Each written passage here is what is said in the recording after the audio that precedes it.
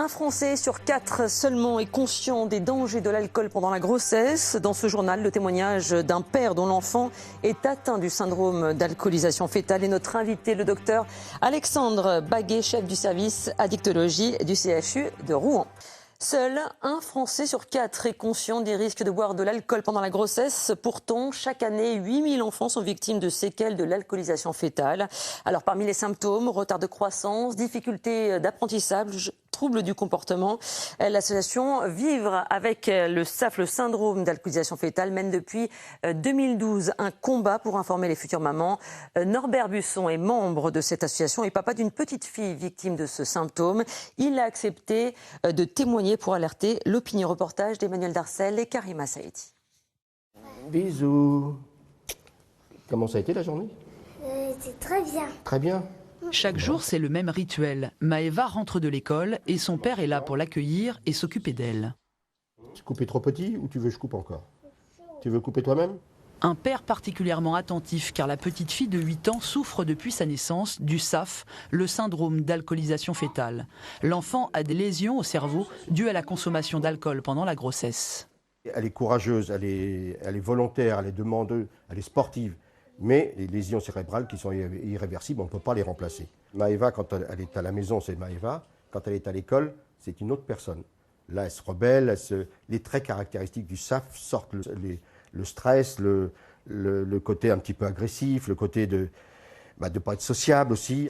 Maëva a été dépistée à l'âge de 2 ans et demi suite à des troubles du comportement et à un retard dans son développement. Il y a à peu près 750 000 personnes en France qui vivent avec ce syndrome. Il y a une naissance par jour avec le SAF, mais on ne veut pas dire aux femmes, attention, protégez-vous, ne buvez pas, parce que ça ne fait pas bien. La fillette est aujourd'hui suivie par un orthophoniste, un psychologue et un pédopsychiatre. Elle a intégré cette année une CLIS, une classe pour enfants handicapés, un accompagnement qui lui a permis de progresser. J'aime apprendre les chiffres, écrire, lire. Déjà, je sais beaucoup lire. Des progrès possibles grâce à l'implication forte de son entourage. Tu coordonnes tes pieds et tes mains, allez. Elle a besoin qu'on s'occupe d'elle. Par moments, il y a des petits moments de découragement parce que neurologiquement, elle s'échappe, c'est très dur, elle peut faire des colères très intenses, mais il faut avec patience, calme, redresser tout ça. L'alcoolisation fœtale est en France la première cause de handicap mental non génétique. Et pour poursuivre sur le sujet, nous avons invité le docteur Alexandre Baguet. Bonjour. Vous êtes donc le chef du service addictologie du CHU de Rouen. Les dangers de l'alcool sur l'enfant sont bien réels. Alors, quels sont les symptômes? Ils sont variés. Alors, les symptômes sont très variés. Ils vont commencer assez précocement dans le domaine obstétrique avec un retard de croissance intra-utérin, par exemple, des accouchements prématurés. Il y a des risques de malformation au niveau cardiaque, au niveau du faciès aussi. Et puis, certainement plus fréquent encore, des difficultés plus tard dans le domaine cognitif, que ce soit sur le plan de l'attention, sur le plan de la mémoire, sur le plan de la gestion des émotions, par exemple. Et c'est irréversible? Alors, c'est très bien dit dans votre reportage. À la fois, il y a une part de lésion acquise, avec laquelle il va falloir composer, et à la fois, le fait que l'entourage s'en occupe, le fait que ce soit pris en charge, permet de limiter la portée de ces troubles. On peut rappeler que la région Haute-Normandie est particulièrement touchée. Alors historiquement, la région Haute-Normandie a un lien fort avec l'alcool et a des niveaux de consommation plus élevés.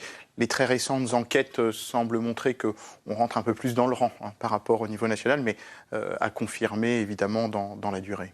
On peut rappeler quand même qu'on n'a aucune idée des conséquences en fonction de la quantité d'alcool prise pendant la grossesse, d'où cette tolérance zéro. C'est une des caractéristiques de cette difficulté avec l'alcool. Il n'y a pas de seuil de toxicité bien défini pour l'alcool durant la grossesse.